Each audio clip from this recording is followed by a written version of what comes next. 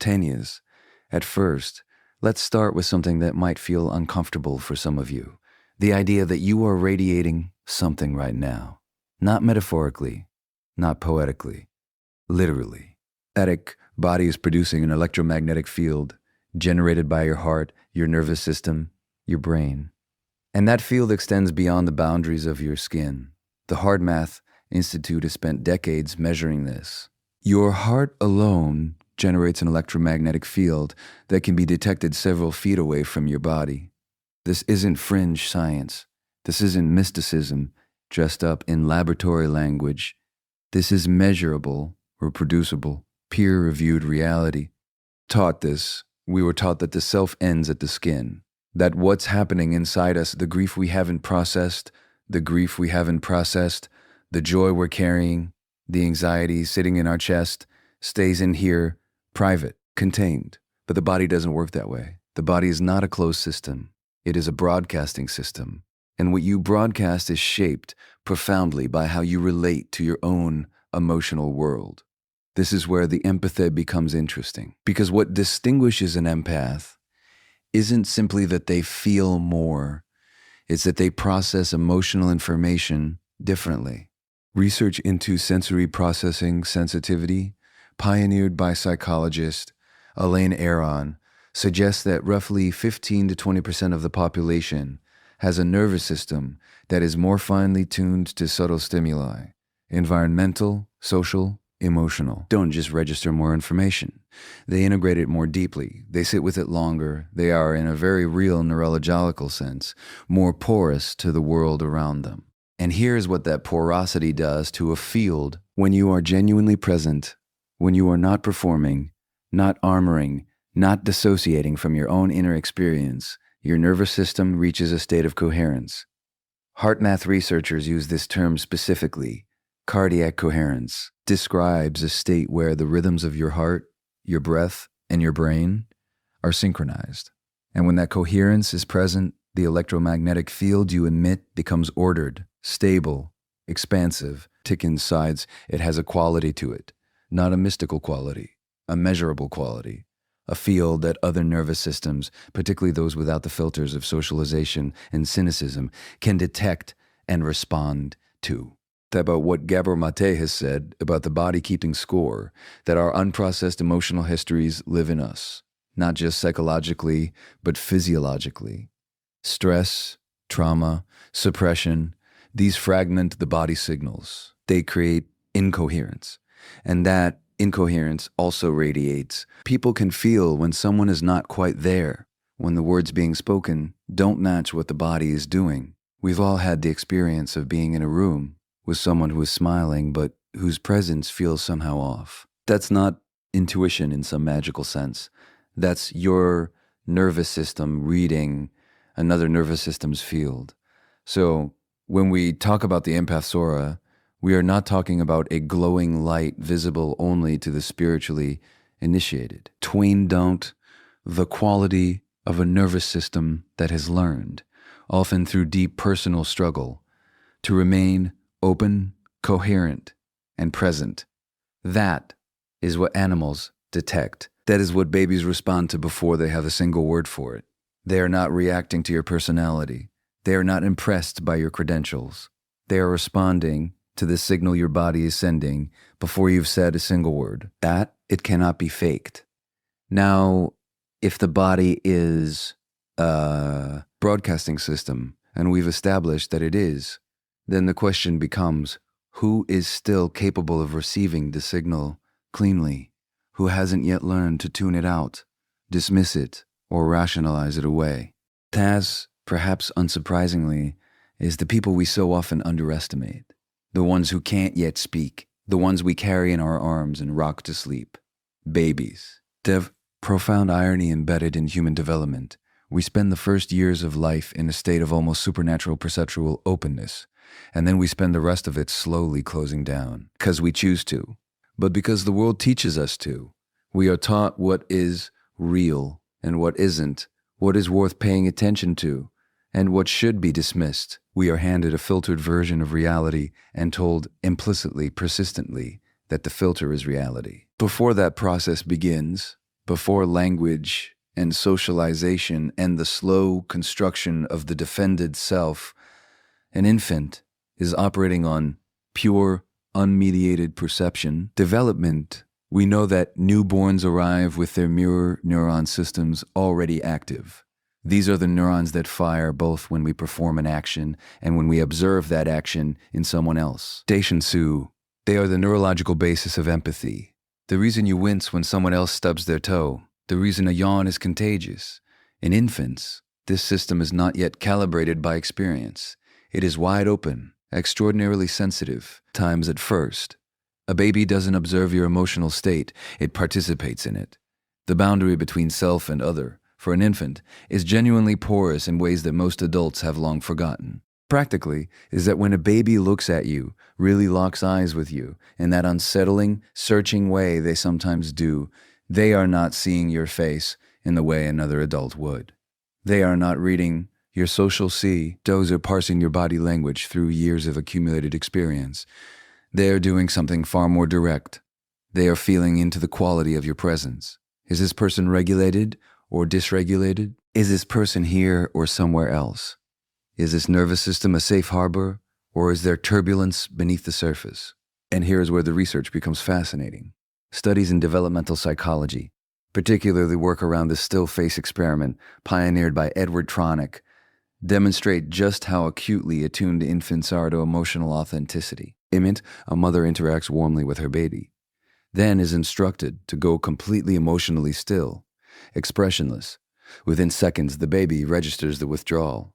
It attempts to re-engage. It becomes distressed. Tick, is anything physically changed? Not because the mother left the room, but because the presence withdrew. The coherent signal went silent, and the baby felt it immediately. This is not a peripheral finding. This is central to understanding what babies are actually responding to when they gravitate toward certain people. They are not charmed by appearance. They are not responding to tone of voice alone. They are tracking something beneath all of that. The emotional groundedness, the genuine availability, the undefended openness that characterizes the empath's way of moving through the world. Time a baby in a grocery store, a stranger's child at a gathering, reaches for you, or holds your gaze longer than feels comfortable. Don't dismiss it. Don't laugh it off. It for what it is. That child is doing what the rest of us were trained to stop doing. They are telling you the truth about who you are. We've talked about the body's electromagnetic field and the extraordinary perceptual openness of infants, but now I want to turn to another kind of receiver, one that operates without the complication of language, without the interference of social expectation, and without any investment whatsoever in being polite about what it perceives. I want to talk about animals. Conversation are not a metaphor. They are evidence. Is conversation are not a metaphor.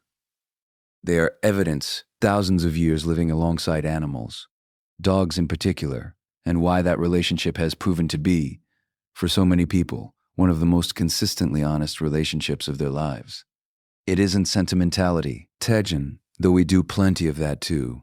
It is something more fundamental. Animals are, in the most literal sense, nervous system readers. They evolved to be.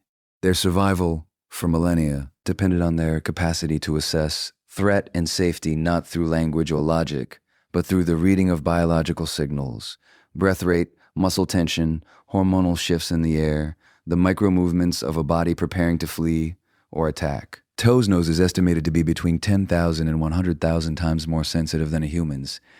They can detect the biochemical signatures of fear, of illness, of emotional distress. They are not guessing at your emotional state. They are measuring it. Activity extends beyond simple threat detection.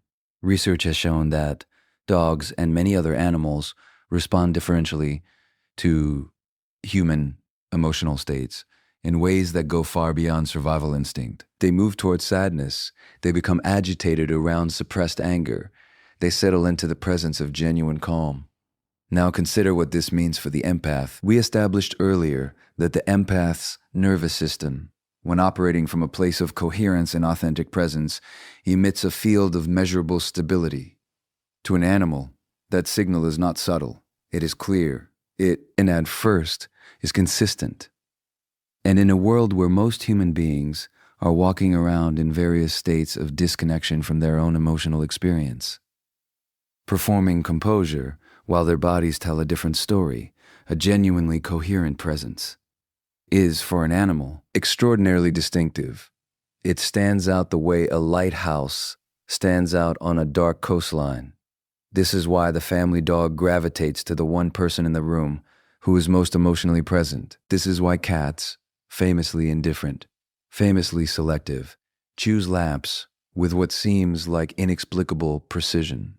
This is why horses, which are prey animals whose entire evolutionary history has depended on detecting predatory intent, will lower their heads and exhale into the hands of someone they have never met, simply because that person's nervous system is communicating something the horse recognizes as safe. Torm is built entirely on this principle, that the horse's response to a human is one of the most honest diagnostic tools we have for that person's inner emotional state. And this is where it becomes personally significant, because many empaths have spent their lives being told that they are too much, too sensitive, too intense, too attuned to things that other people insist aren't there. They have been pathologized for their perceptiveness. They have been encouraged to doubt the very faculty that makes them who they are. But the animals never doubted it. The animals walked across the room and sat down beside them without hesitation, without agenda, without the need to first consult what was socially appropriate. When an animal chooses you, it is not expressing preference. It is expressing recognition, and recognition, unlike approval, cannot be manipulated into existence. So that your body is broadcasting a signal, that babies are receiving it without filter, and that animals are reading it without agenda. Now I want to go deeper into what that signal actually contains, because it isn't simply warmth, it isn't simply calm. What the empath's field communicates at its most fundamental level is safety. And safety, in the context of human development and animal psychology, is not a soft concept. But at first, it is the most primal, most urgent biological need that any sentient creature carries. Stephen Porges, a neuroscientist whose work on polyvagal theory has quietly revolutionized how we understand human connection, identified something he called neuroception, time's unconscious process of scanning the environment for cues of safety or threat. This process happens below conscious awareness. Before you have decided whether you trust someone, your nervous system has already made its assessment. At first, it has read the micro-expressions, the vocal prosody, the postural signals, the quality of attention being directed at you, and it has rendered a verdict, safe or not safe, churved on this. What Porges discovered, and what is so critical to this conversation, is that the nervous system is not simply looking for the absence of threat. It is actively looking for the presence of safety. A person can be entirely non-threatening and still not register as safe to a dysregulated nervous system. Safety requires something more active. It requires what Porges describes as co-regulation, the experience of one nervous system being genuinely soothed and stabilized by contact with another. Don't recognize it first. This is what mothers do with infants instinctively. This is what a calm hand on a frightened shoulder accomplishes. This is what the empath, often without any conscious intention, provides simply by being present. Because the empath's field doesn't just broadcast coherence, it invites it. It communicates at a biological level that it is safe to stow, bracing, safe to exhale, safe to let the defended self rest for a moment. And for beings who are perpetually scanning, infants whose survival is entirely dependent on the emotional availability of their caregivers, animals whose nervous systems are calibrated to detect threat in every unfamiliar environment, that invitation is not merely pleasant. It is profound. It is, in the most literal, neurological sense, what they have been looking for. This is why a frightened child reaches for a stranger who happens to be an empath. This is why a rescue animal, traumatized and shut down, will sometimes open almost immediately in the presence of someone with a coherent, regulated field. It isn't magic. It is the nervous system doing precisely what it was designed to do, seeking out co-regulation the way a plant seeks light. not because it has consciously decided to, but because something in the environment has signaled that the resource is there. Serves that I think deserves to sit with you for a moment. Most empaths did not develop this capacity because their lives were easy. Sensitivity consistently points to the reality that high sensitivity often develops in environments that required it, environments where reading the emotional temperature of the room was not a personality preference, but a survival strategy. Many empaths learn to attune to others, so precisely because their own early environments were unpredictable, because safety was conditional, because they needed to know at any given moment what the adults around them were feeling. The gift, in other words, was forged in the very absence of what they now provide to others. They became safe havens because they knew from the inside what it meant to desperately need one. Talk about something that doesn't get discussed nearly enough in conversations about empathy. And that is the cost, because everything we've explored so far has been, in a sense, about the gift, the coherent field, the magnetic presence, the capacity to make infants feel seen and animals feel safe. And all of that is real. All of that matters. But if we stop there, we are only telling half the story. The kind of we're leaving out is the half we're leaving out is the half that is quietly exhausting the most sensitive people in every room. Here is the paradox that sits at the center of the empath's experience. The very openness that makes you a safe haven for others makes you extraordinarily vulnerable to what others are carrying. You are not simply radiating a signal outward.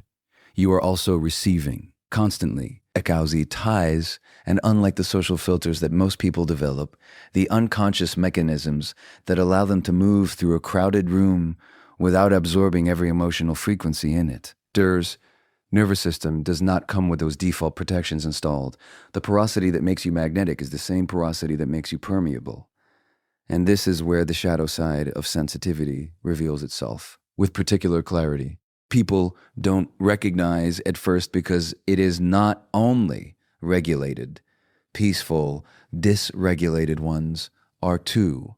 Animals in distress, children in pain, tanks of prast, adults carrying grief they have never named, anger they have never metabolized, longing they have never allowed themselves to feel fully. They gravitate toward the empath, not just because the empath feels safe, but because, at some level, beneath conscious awareness, they sense that this person has the capacity to hold what they are carrying, and they are not wrong. Daft often can hold it. The tragedy is that they frequently do so, without realizing it is happening without consent, and without any mechanism for putting it back down afterward. Gabor Maté speaks often about the way that sensitivity, the suppression of self, become entangled in early development. When a child grows up in an environment where their own emotional needs are secondary, where attunement to others is rewarded and self-assertion is not, they learn a devastating substitution. They've learned to outsource their sense of safety to the emotional states of the people around them. They become extraordinarily good at making others feel better, because making others feel better is what made them feel safer.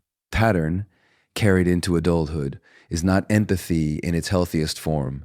It is empathy in the absence of boundaries, and that distinction is everything.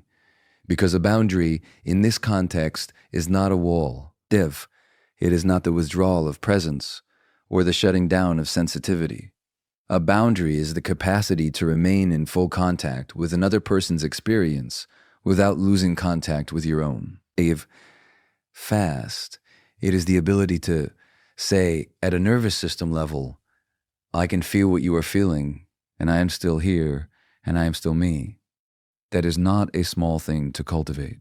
For someone whose entire developmental history taught them that their own inner experience was less important than everyone else's, learning to maintain that dual awareness, present to you, present to myself, can feel like learning to walk again after years of being carried. The empath who has not developed this capacity doesn't just get tired, they get depleted in ways that accumulate invisibly until the body begins to speak the language that the self was never permitted to. Chronic fatigue, autoimmune conditions, that arrives without a traceable source. The body, as always, keeps the score. chin close to that, if you recognize yourself in this, if you know what it is to leave a social gathering feeling as though you've been turned inside out, to absorb a stranger's mood in an elevator, to lie awake processing emotions that you entirely sure belong to you, then understand this clearly. The problem is not your sensitivity. The problem is the absence of a container strong enough to hold it. Your openness is not the wound. The lack of boundaries around it is. Here is the expanded segment for key point 6. Turing distance together in this conversation. We began with the science of electromagnetic fields and the reality that your body is broadcasting something measurable, something real, into every room you enter. Till we moved through the extraordinary perceptual openness of infants, the unfiltered honesty of animals, the neuroscience of safety and co-regulation, and the very real cost of carrying a sensitivity that the world has never quite known how to honor. And now we arrive at the place where all of that has been pointing, not toward a diagnosis, not toward a framework for managing your sensitivity as though it were a liability, but towards something far more important than either of those things, toward ownership. Because here's what I have observed, both in the research and in the lived experience of sensitive people across cultures and contexts. The empath's greatest struggle is rarely the sensitivity itself. And at first, it is the shame around it. It is the decades of accumulated messaging that told you your perceptiveness was a problem. Your emotional depth was inconvenient. Your attunement to others was weakness, dressed up as caring. Tonalized verdict of a culture that has historically rewarded performance over presence, productivity over attunement, and certainty over the kind of nuanced, layered awareness that the sensitive person carries as naturally as breathing. So many empaths have responded to that verdict the only way that felt survivable. They made themselves smaller, they'd add, for noticing things others didn't notice. They laughed off the stares of animals and babies as coincidence, as projection, as anything other than what it actually was. Confirmation. As anything other than what it actually was? Confirmation. Confirmation that something in them was real and recognizable and worth moving toward. The animals knew, the babies knew, and somewhere beneath all the condition and doubt, the empath knew too. They just didn't yet have the language or the permission to trust it. This is what I want to offer now. Not a technique, not a 5-step protocol for optimizing your sensitivity, but permission to understand your emotional attunement, not as a burden you have learned to manage, but as a form of intelligence. One that is as legitimate, as sophisticated, and as necessary as any other form of human knowing. Totality of multiple intelligences expanded our understanding of what it means to be smart. He argued, compellingly, that intelligence is not a single capacity measured on a single axis. It is plural, it is contextual, torsional, and intrapersonal intelligence, the capacity to read others and to know oneself with depth and precision are as real and as valuable as mathematical or linguistic intelligence. That their most developed is operating at the highest levels of both. But development is the operative word, because sensitivity without self-awareness is simply reactivity. Empathy without boundaries is simply enmeshment. The gift only becomes fully itself when it is held consciously, when the empath has done enough of their own inner work to distinguish between what they are feeling and what they are absorbing, between genuine compassion and compulsive caretaking, between being present for someone and disappearing into them. That work is not comfortable. It requires sitting with the parts of yourself that your sensitivity developed to protect you from seeing. T would say, the willingness to turn toward your own pain with the same quality of presence you so readily offer to everyone else. To everyone else. Prize. When the empath finally extends to themselves the compassion they have always extended outward, something shifts. The field doesn't diminish. It deepens. It deepens. Time signs. The presence doesn't contract. It becomes more sustainable, more grounded, more genuinely available to the people and creatures that have always been drawn to it. The animals were never wrong about you, Dervascues. The babies were never wrong about you. The only one who ever doubted what they already knew was you.